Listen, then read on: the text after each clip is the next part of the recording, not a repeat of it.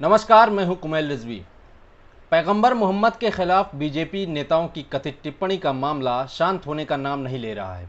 आज जुमे की नमाज के बाद कई जगह पूरे देश में विरोध प्रदर्शन हुए और कई जगह हिंसक झड़प देखने को मिली। कई जगह पत्थरबाजी हुई, नारेबाजी हुई और पुलिस और जो लोग प्रदर्शनकारी थे उनके बीच झड़प हुई। हालांकि बीजेपी ने जो प्रवक्ता है नुपुर शर्मा को सस्पेंड कर दिया है और दिल्ली इकाई के मीडिया प्रमुख नवीन जिंदल को पार्टी से निकाल दिया है। लेकिन प्रदर्शनकारियों का मानना है, उनकी मांग है कि नुपुर शर्मा और नवीन जिंदल को गिरफ्तार किया जाए। आलोचकों का कहना है कि बीजेपी ने खाड़ी देशों के विरोध के बाद अपने ही नेताओं पर एक्शन ले लिया है। सवाल उठता है कि खाड़ी के ये देश भारत के लिए कितनी अहमियत रखते हैं। इस प्रकरण के बाद बहुत सारे लोग ये जानना चाह रहे हैं कि मुस्लिम देशों के सामने भारत सरकार क्यों झुक गई। भारत की मजबूरी जानने से पहले ये जान लीजिए कि ऐसे तीन कौन से ऐसे बड़े मौके हैं जब मुस्लिम देशों की आपत्ति पर भारत सरकार को फौरन एक्शन लेना पड़ा। चलिए आपको बताते हैं कि भारत सरकार ने कब कब एक्शन लिया था। 2015 में बीजेपी सांसद तेजस्वी सूर्या ने सऊदी अरब की महिलाओं को लेकर एक ट्वीट किया था। जब अरब देशों ने इसकी निंदा की तो उन्होंने अपने ट्वीट को हटाकर सार्वजनिक तौर पर माफ़ी मांगी थी। उसके बाद अप्रैल 2020 में निज़ामुद्दीन मरकज़ पर कोरोना फैलाने का आरोप लगा तो अरब देशों ने इसकी आलोचना की और खाड़ी देशों के हस्तक्षेप के बाद प्रधानमंत्री नरेंद्र मोदी को सफाई देनी पड़ी थी, जिसमें उन्होंने कहा था कोविड-19 जाति, धर्म, रंग, पंथ, भाषा या सीमाओं को नहीं देखता है।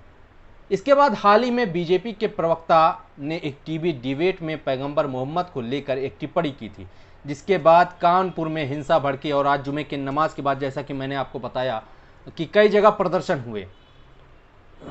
जब मामला तूल पकड़ा तो अरब देशों ने इस बयान पर आपत्ति जताई। आपत्ति पर भारत सरकार को लगातार सफाई देनी पड़ रही है और नुपुर शर्मा और नवीन जिंदल के ऊपर कार्रवाई करनी पड़ी। अब बात करते हैं कि वो मजबूरियां क्या है जिसके चलते भारत सरकार को झुकना पड़ा। सबसे पहले आता है गल्फ देशों के तेल और गैस पर भारत की निर्भरता, यानी कि भारत देश गल्फ के देशों पर गैस और तेल के लिए निर्भर है। भारत में प्रतिदिन कुल 5 मिलियन बैरल तेल की आवश्यकता होती है और इसका 60% गल्फ देशों से आता है। भले ही कुछ सालों में गल्फ देशों पर तेल की निर्भरता कम हुई हो, लेकिन अब भी बड़ा हिस्सा यहीं से आता है। दूसरी मजबूरी यह है कि गल्फ देशों में सबसे ज़्यादा भारतीय मजदूर रहते हैं। भारत से बड़ी संख्या में नौकरी की तलाश में लोग गल्फ देशों में जाते हैं। गल्फ के सिर्फ 9 देशों में करीब 90 लाख भारतीय मूल के निवासी रहते हैं। सबसे ज़्यादा यूएई में 35 लाख भारतीय, फिर सऊदी अरब में 30 लाख लोग काम करते हैं या वहां पर रहते हैं। तीसरी मजबूरी यह है कि विदेशों से भारत आने वाला पैसे में भी गल्फ देश सबसे आगे है, जहां से भारत में सबसे ज़्यादा पैसा आता है। 2019-20 में गल्फ देशों में रहने वाले लोगों ने 6.38 लाख करोड़ रुपए से ज़्यादा भारत में भेजा था। इनमें से 53% पैसा सिर्फ 5 गल्फ देशों यूएई, सऊदी अरब, कतर, कुवैत, ओमान से भारत आया था। भारत के तुरंत एक्टिव होने की एक वजह विदेशी पैसा भी है। उसके बाद आता है गल्फ देशों के साथ भारत का बड़ा व्यापार, यानी कि व्यापार भारत का गल्फ देशों के साथ काफ़ी अच्छा उसका नाता है, रिश्ता है। यूएई, सऊदी अरब और कतर भारत के टॉप ट्रेडिंग पार्टनर में से एक है। यही नहीं, अमेरिका के बाद यूएई भारत के लिए दूसरा सबसे बड़ा ट्रेड डेस्टिनेशन भी है। 2020-21 में भारत और यूएई के बीच 5.66 लाख करोड़ रुपए का बिजनेस हुआ था।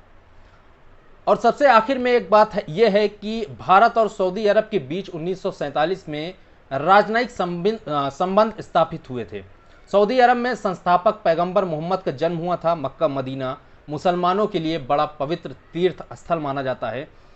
तीसरे सबसे ज़्यादा मुस्लिम आबादी वाले देश भारत से हर साल लाखों लोग इस पवित्र धर्म स्थल पर जाते हैं। इस मामले के बाद कहीं ना कहीं संबंध पर भी असर पड़ता दिख रहा था। इस वजह से भारत सरकार बैकफुट पर आई और अपने नेताओं, अपने प्रवक्ताओं पर एक्शन लिया। तो ये थे कुछ आंकड़े जो हमने सोचा आपको बता दें।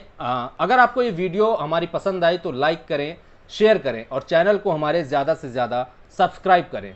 धन्यवाद।